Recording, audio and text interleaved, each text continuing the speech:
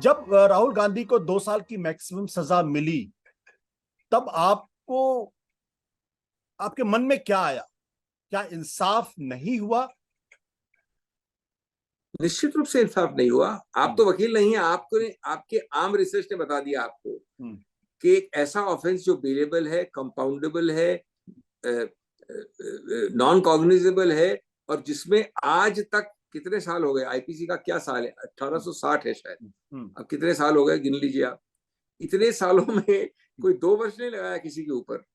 आपको राहुल गांधी मिला था लगाने के लिए, तो निश्चित रूप से हमें बहुत। और देखिए, आज आपने देखा है कि इन सब राजनीतिक जो एक मानसिकता होती है, आप कह लीजिए वैमनस्य होता है, जो पर्सनल राजनीतिक एक मेला फिडे कह लीजिए वो होती है, उनका सबका ये उद्देश्य एक ही होता है कि आप किसी को एक्सक्लूड करें।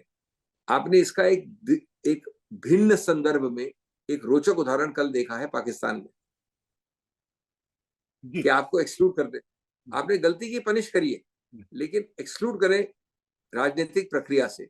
अब राहुल गांधी जो एक 125 से ज्यादा 135 वर्ष पुरानी पार्टी के पूर्व अध्यक्ष है, विश्व के सबसे बड़े गणतंत्र में उनको इस प्रकार से एक्सक्लूड किया जाए कि क्रिमिनल डेफेमेशन में 2 वर्ष की देके, जो कभी नहीं दी गई है, तो मैं समझता हूँ कि सब लोगों को बहुत ही अजीबोगरीब लगता है। आप लड़िए उनसे, असहमति है, उनको डांटिए, करिए करिए, लेकिन आप इस तरह से एक्सक्लूजन कैसे कर सकते हैं? एक्सक्लूजन कैसे कर सकते हैं? हिंदुस्तान के अंदर जो हाई कोर्ट्स है उनको भी एक तरीके से कॉन्स्टिट्यूशनल कोर्ट्स माना जाता है, और वो प्रदेश के अंदर सबसे बड़ी कोर्ट्स होती है। वहां से भी इंसाफ नहीं मिला, वहां से भी उनको किसी तरीके की रिलीफ नहीं मिली। ये चौंकाने वाली बात है। बहुत ज्यादा दुर्भाग्य की बात है।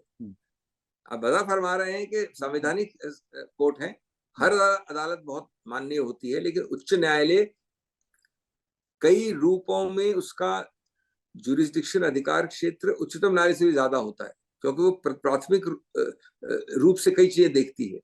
और आपने इस केस में 67 दिन यानी 70 में 4 दिन कम मेरी बहस के बाद रिजर्व किया आपने ऑर्डर, और जो ऑर्डर आया है 125 में, उसमें इस प्रकार की खामियां हैं। उसमें एक और चौथा बताऊं आपको, मैंने आपको समुदाय बता दिया, मैंने आपको मॉरल ट्रिब्यूनल बता दिया, मैंने ये बता दिया कि इसका कोई जिक्र नहीं, क्यों आपने किया 2 वर्ष। उसमें एक पृष्ठ पे, एक पैरा में 171 जी का जिक्र आया है, और उस 171 जी में भी आशुतोष को कन्विट किया, यद्यपि याचक सिंघवी ने आशुतोष के विरुद्ध 171 जी का आरोप भी नहीं लगाया है।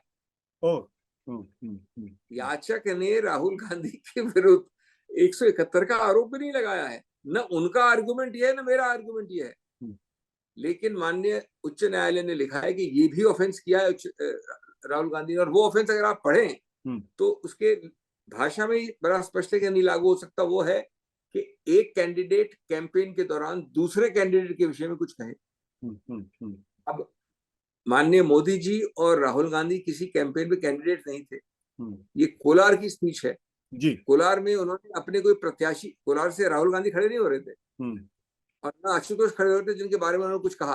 तो 171 जी का अगर आप शब्दावली पढ़ लें तो उसमें लिखा है कि unless Singhvi and Ashutosh are fighting in election against each other, उसके संदर्भ में आप कह सकते हैं।